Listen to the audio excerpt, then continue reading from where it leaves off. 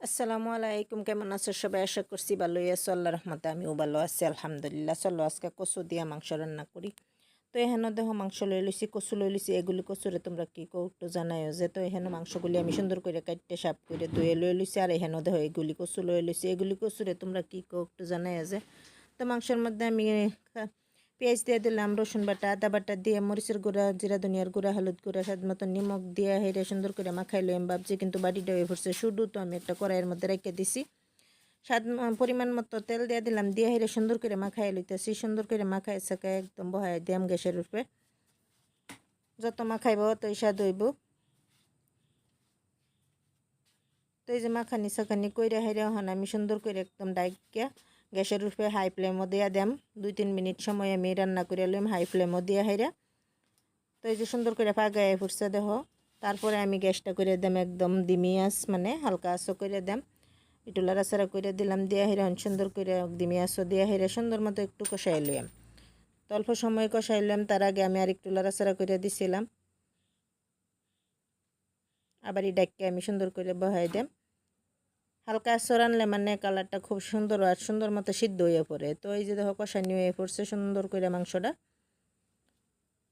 তো আমি আর একটু কষাই লইম, আর একটু পানি দেওয়া হাইরা, অল্প পানি দেওয়া হাইরা একটু কষাই লইম আর একটু সময়। তো আর 2-3 মানে ফাঁকা এলোক, মানে কষানির মতন এলোক, তারপরে আমি কচু দেওয়া দিলাম। তো এই যে দেখো কষানির মতন হয়ে পড়ছে, আর একটু সময় কষানি হয়ে পড়ছে। তারপরে এই অল্প পানি রয়েছে, এর মধ্যে আমি কচুগুলি দেওয়া দিছি। কচুগুলি সুন্দর করে কাটতে ধুয়ে আমি লই লইছি, কোনো ভাপ দেওয়ার দরকার নাই।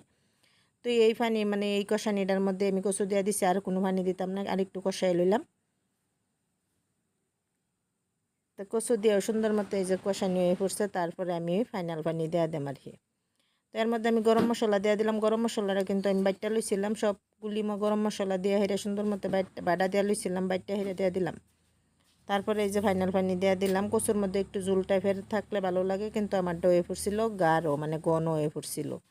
তো এই যে সুন্দর করে রান্না হইতেছে আমার কচুর তরকারিটা।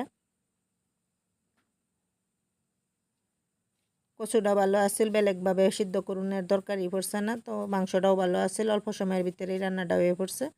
কচু দিয়ে মাংস রান্না করে এইভাবে খাইয়া দেখো একবার, খুবই ভালো লাগে, খুবই সুন্দর লাগে। কালারটা দেখো কত সুন্দর আইছে আমার মাংসের তরকারিটার।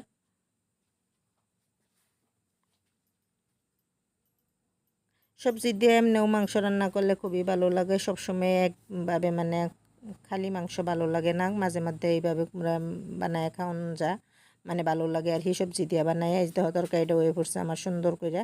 তো আমি নামাই একটু দেখাই দিলাম, তার মধ্যে আমি ভাত পেরে লইছি।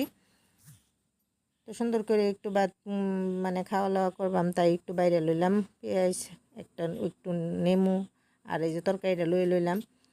তো আমি সুন্দর করে কচুর তরকারিটা হয়ে পড়ছে আমার। এখন আমি খাওয়া দাওয়া করি। তোমরা ভিডিওটা দেখতে থাকো, কিরম লাগলো একটু জানাই যে। যদি ভালো লাগছে like share comment and subscribe করবো, আমার সঙ্গে থাকবা, পাশে থাকবা।